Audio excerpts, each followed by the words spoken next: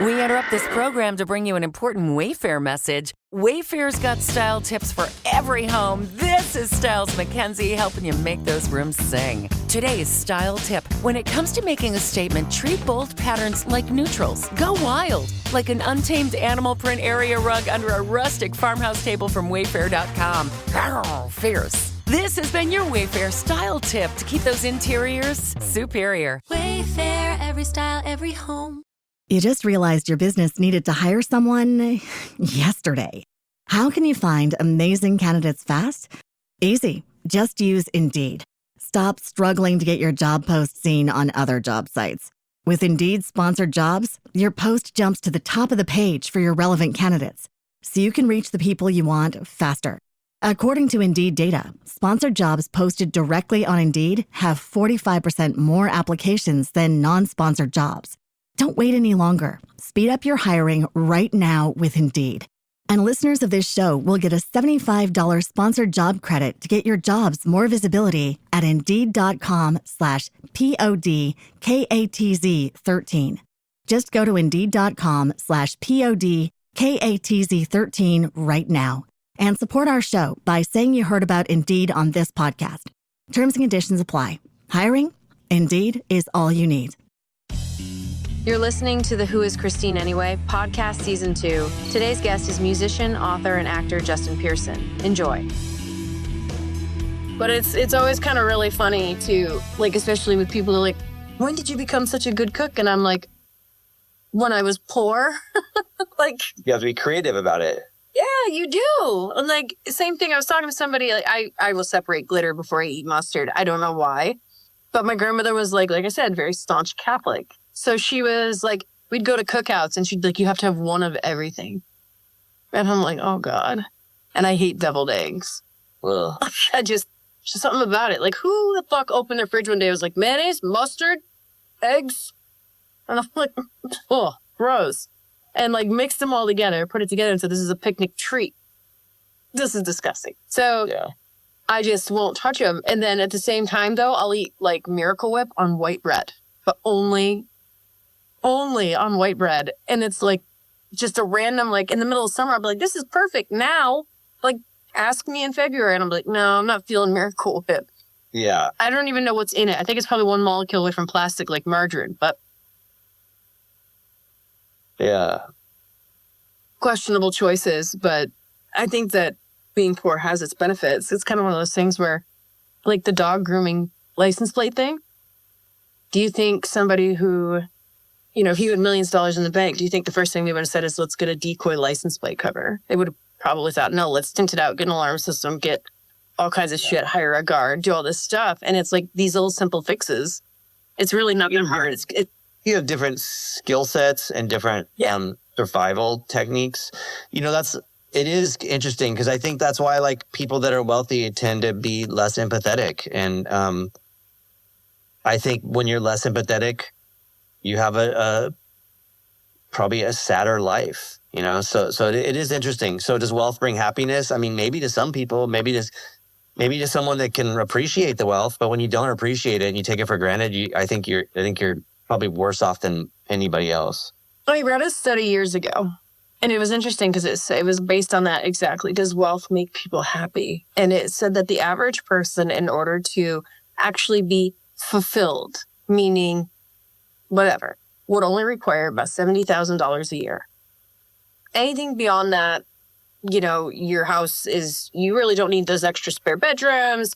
You really don't need to eat, steak all these other weird times. Like that's what this amount for one vacation a year. This, of course, now we have inflation and all this stuff. But I always thought it was interesting that they were able to assign a value to it at $70,000.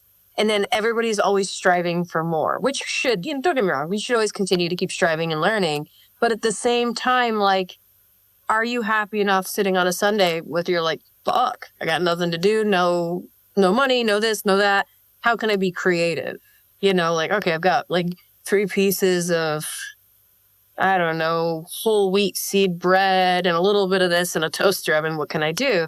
And I mean, some of their favorite foods and stuff, some of their favorite art, some of their favorite stuff, like, is done that way. Like a kid with a Chromebook may not have extra money, but he could be sitting there writing a masterpiece, a tactical masterpiece. just by using his brain and his experiences. And you're right. Maybe the rich is that lacking that empathy because of that. Because if you remove those people who do have those skill sets, and there's quite a few of them from multiple cultures everywhere. I had a huge culture shock when I started traveling because up here, there's not much real deep, thorough, thick culture. So when I started like going out to, California, Florida, all these other places, and it was so diverse. First of all, it was humiliating, utterly humiliating to go into these places and admit that I fucking knew nothing. But that was humbling. It's like, yeah, no, okay, cool. I don't have all the answers. So I need to do the whole 2 ears, 1 mouth situation. You need to listen twice as much as you talk.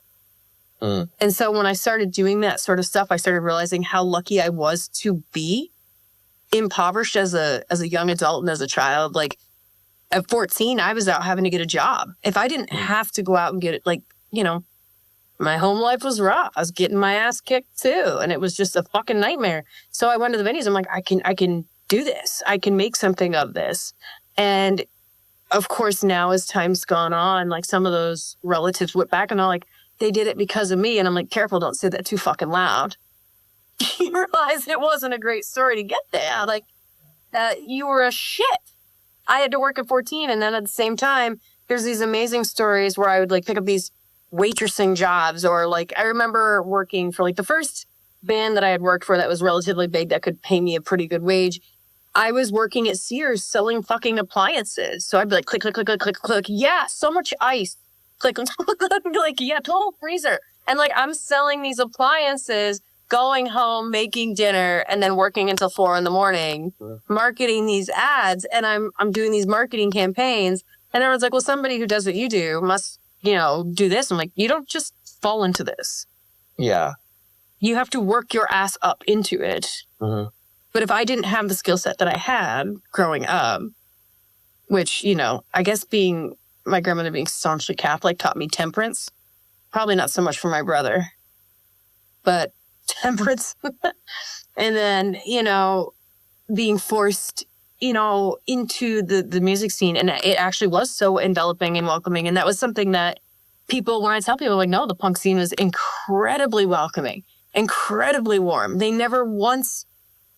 I've never once had anybody, roofie me. I've never once had any inappropriate advances in a way. I've never been thrown over a shoulder and carried out, which is really kind of disappointing now. I'm like, wow. But it's kind of like, I've never had these experiences. Like, my clients are always so decent. Like, they're just normal people. They're like, hey, that's like our really weird sister over there. And I'm like, not exactly how you want to be looked at. But at the same time, it's also, people are kind of shocked. And I'm like, well, I had to put protocols in place, which is something that's crazy as a woman in music to have to do. Like, I can't get on a bus alone without a security guard or a chaperone. Not because of anything other than understanding PR. Like, if I got on the bus alone with an artist, and then him and I get off the bus, or her and I, whoever, tongues wag, people wag. Well, she was on the bus. So you get gun said. But if you got on the bus with someone, it's not going to wag about you so much. First. So it's, same thing. Like, I have to have, I have my own green room. My kids, like, when they'll work shows with me and stuff. And my 15-year-old was my assistant all summer. And she had her own security detail. She had a friend with her, so I didn't want her to be alone, and she had to have her own security detail. What the fuck? But at the same time, like, at least knowing that these preventative measures are in place, and I think I've been really lucky with having, like, a lot of males and females that are, like, above me, because I do know I'm 37. I mean, I know I'm young, and especially having 23 years in this, I get that for 23 years and being 37, having 4 kids, like, it's something should have fucking happened, but it never did, because I had a lot of really great people on the way that were just kind of like, hey, that's just not cool. Or myself knowing where my limits are. And it's cost me opportunities before. We'll come over here and we'll talk. No. Yeah. Well, your knowledge gives you foresight as well, so you are able to avoid casualties, I suppose. It's wild. Yeah. It can really be wild. And I can't imagine, like, and the thing is like, I'm talking about, like, how, overly regarded a woman is getting on a bus, but we're not going to talk about the disregard of a guy getting on a bus and having something happen to him. Like, why does that never come into focus for people? It should be a topic, but it also is like, I mean, we are in a patriarchal society, so it makes sense why that would be the go-to thought process. But yeah, I hear what you're saying. There's a lot to, I think, people's social, I don't know what the right word is, like not considerations, but like how you perceive things. Even like, I've been on tour with, I don't want to name anyone. Yeah, I was on tour with a pretty high profile person, and who was a man, and this woman that was a friend of another bandmate's was like, "Can I get a ride with you to the hotel to go there to see, you know?" And he's like, right. He's like, "I can't leave with you," and she was like, "Why?" He's like, I can't have anybody see you and me getting in this golf cart and going to the, you know," he's like, "It just, no offense, but I just can't do that because it could look bad." Yeah. From a PR spec, it's crazy. And I think about the significant others in the industry too. And a lot of people are like, well, rock star life and this and everything. And it does exist. Don't get me wrong. I see it all the time. Yeah. But at the same time, there is like, at some point, some people do find their person. Some people do find this. And like, I couldn't imagine being in a marital situation and like whipping open TMZ, like if you're at a huge level and they're like, "Look, you were running off with her." And it's like, well, honestly, it was just a golf cart. And I was just getting from one end of the festival to the other and nothing happened. How do you even prove or disprove that, especially when all these perfect camera angles? So it's like you almost have to almost behave like there's always cameras on you. And that, sometimes that costs people job opportunities, which is crazy. I think if I didn't have to turn down some of the job opportunities that have crossed my desk, I would probably be at a different place in the industry. But at the same time, turning down some of the positions I have been, I guess, passed over for because I refused to cross a certain boundary has really kind of like, maybe I needed to close that window so the fucking door opens. Instead of closing doors so windows open, maybe it's close that fucking window. So it's like such an easy out. Like, I don't want the easy. I want to get where I am because of the hard thing. And it was, I've walked away from things where I'm a sassy pants in the worst way. That's putting it so nicely. Like where, people, that political arena, coming out of that political arena and having done that, event in that town. And, I actually had a conversation with somebody regarding that, the plaque that I was, harboring. And they go, "Well, you haven't earned it." And I pulled up the qualifications. And I read the qualifications and I read the other names on it. And I realized about halfway through that list, I'm like, wow, I am really allowing something to get into an internal side of me that I didn't like. I didn't like that. I didn't like that side of myself because now I'm like, why do I feel entitled to this? Is it because I have moved up and I am not? It's almost like, did I forget my poverty privilege? You're lucky you even have a fucking job.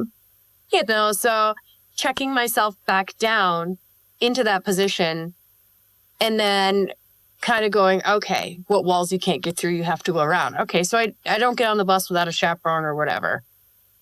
We find another way to make it work. That's just kind of, it's actually led me to have to be more creative in that sense, in the business sense. And yeah, also I think the bigger picture would be like capitalism, because capitalism is what keeps all these social structures in place. So like without capitalism, we could essentially eliminate sexism, or patriarchy, like, because you have these bosses trying to be oppressive towards, I guess, other people, typically male to female, and that, I think if we could eliminate elements of capitalism or maybe make capitalism ethical, that might be a shift. But I really do think that capitalism is like probably the root problem for like racism, sexism, homophobia. It's crazy too how women will run with it, because I don't want to say my gender knows they can get away with it. That sounds horrible. But a lot of the people that I have seen that have run away with it, they're like, well, nobody's going to check the chick. Nobody's going to put the chick in check. Nobody's going to say, like, well, she has money. Says, okay, well, she's worked hard. She must have worked hard to get what she has, to get where she is. So it's okay. And I'm like, it's not okay on any platform. That is still that's still a human. I'm a humanist. So I live like right in that humanism, platform. I'm like, I love listening to the people about their religions. I think it's amazing to listen to what they believe. I don't have to subscribe to it. I think they can listen to it, subscribe, and chill. And I think it's awesome. I'm not going to try to convert anybody.